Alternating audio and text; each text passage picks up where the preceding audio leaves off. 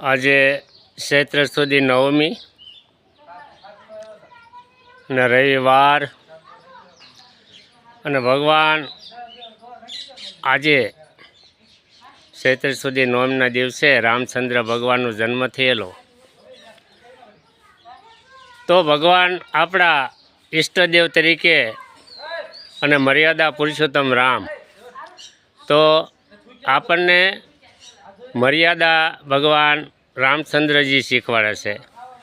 રામચરિત માનસ પણ આપણને મર્યાદામાં રહેવાની, કુટુંબ સાથે કેમ રહેવાનું, આ બધું ભગવાન રામચંદ્રજીના વખતથી હાલ્યું આવે છે. પણ કળિયુગનો પ્રારંભ થતાં આ બધી વ્યવસ્થા ધીમે ધીમે વિસરાઈ ગઈ અને વ્યવસ્થાનું ઉલ્લંઘન થવા મળ્યું છે. માતા પિતાના દીકરા સામા થાય, મોટા ભાઈનું કહ્યું ના કરે, એનીથી વિરુદ્ધ ચાલે, કુટુંબથી અળગા પડી જાય. આવું કળિયુગની અંદર આ બધુંય થવાનું છે.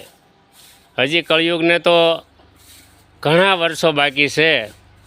4,32,000 વર્ષનો આ કળિયુગ, એની અંદર હજી તો 5,225 વર્ષ ગયા છે.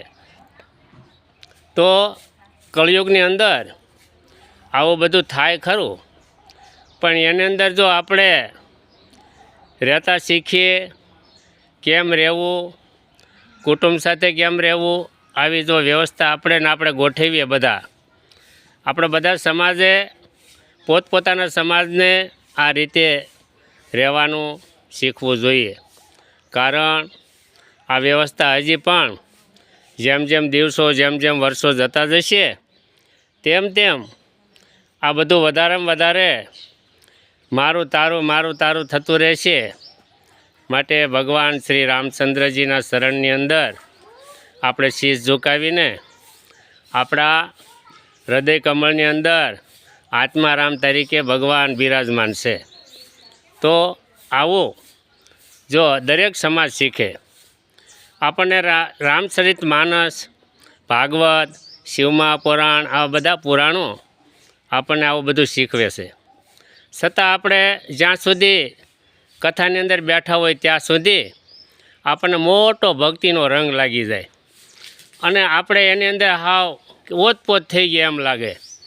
પણ કથા પૂરી થઈ જાય, જેમ દિવસો વિસરતા જાય તેમ તેમ બધું વિસરાતું જાય, ભૂલાતું જાય. તો કથા સાંભળ્યા પછી આપણે આનું માધ્યમ સમજીને વ્યવહારિક રીતે સમાજની સાથે રહીને, ગામ સાથે રહીને, કોઈ પણની સાથે કાંઈ પણ વિરોધ કર્યા વિના જો જીવન જીવતા આવડે તો જીવન જીવવું જોઈએ. રામચંદ્ર ભગવાન, ભરતજી, શત્રુઘ્નજી, આ બધા, લક્ષ્મણજી, સીતા મૈયા, કૌશલ્યા માતા, આ બધા કેવી રીતે બધા કુટુંબની અંદર રહ્યા અને કેવી રીતે બધા વ્યવહાર રાખ્યો અને કેવા વસન પાળીને ભગવાને એમનું રઘુકુળની રીતિ બધાને સમજાવી છે. રઘુકુળ રીતિ સદા ચાલી આઈ, રઘુકુલ રીતિ સદા ચાલી આઈ, પ્રાણ જાય અરુ વસન ન જાય. પ્રાણ જાય પણ વસન ન જાય. વસનની કિંમત વધારે હોય તો વસન પાળીને વહેલા બધા જાગી જાયજો. હસ્તુ